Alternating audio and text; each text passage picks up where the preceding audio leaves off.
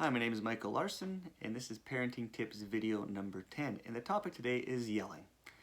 And the purpose of this video is not to shame anyone, to say, oh my God, you yell at your kid. That is terrible. That is not the purpose. I have yelled at children before. Until I realized that that's not an effective strategy, until I realized that I have to control my own emotions, until I realized that I'm becoming triggered because I care about this kid, I yelled. I haven't yelled at my own children for a year and a half, and at the time I was going through my own stress, had nothing to do with them, and I apologized right away, and I cried, they cried, and I repaired that harm I did right away. So if you yell at your children as a way to think they're going to listen to you, I would encourage you to try a different strategy. What happens when you're yelled at? So let's think about if someone yells at you. Are you receiving the information? Are you saying, oh, okay, I gotta listen to what they have to say? Or are you entering a defense mechanism? And what I mean by that is the stress response, which is fight, flight, or freeze.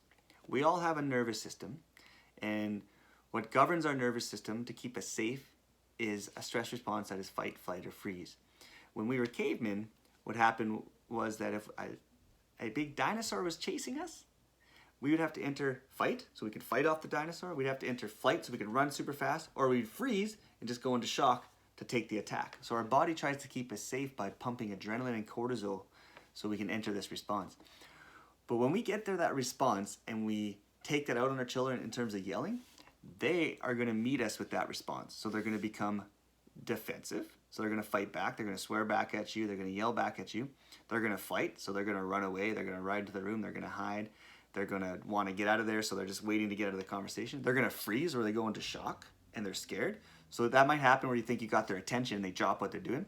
But when they enter freeze, they're not hearing what you have to say. It's not coming into their brain.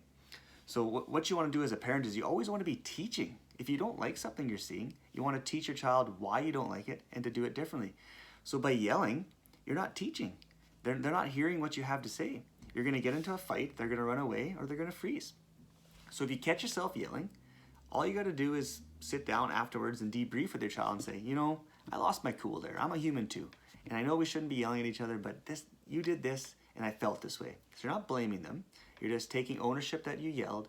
You're saying it happens. We all have these little brains that we lose control emotionally. It's part of being a human. And then you're telling them what the point you're trying to get across is this.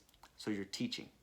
So everything's a teachable moment. Everything is what you want is to be received in an effective way as you parent. So once again, if you yell, if you have yelled, that's okay. It does not make you a bad parent. It does not make you a bad person. I'm encouraging you to take a new look at yelling and encouraging you moving forward to try different strategies as a parent. I hope that helps. Stay safe, stay healthy.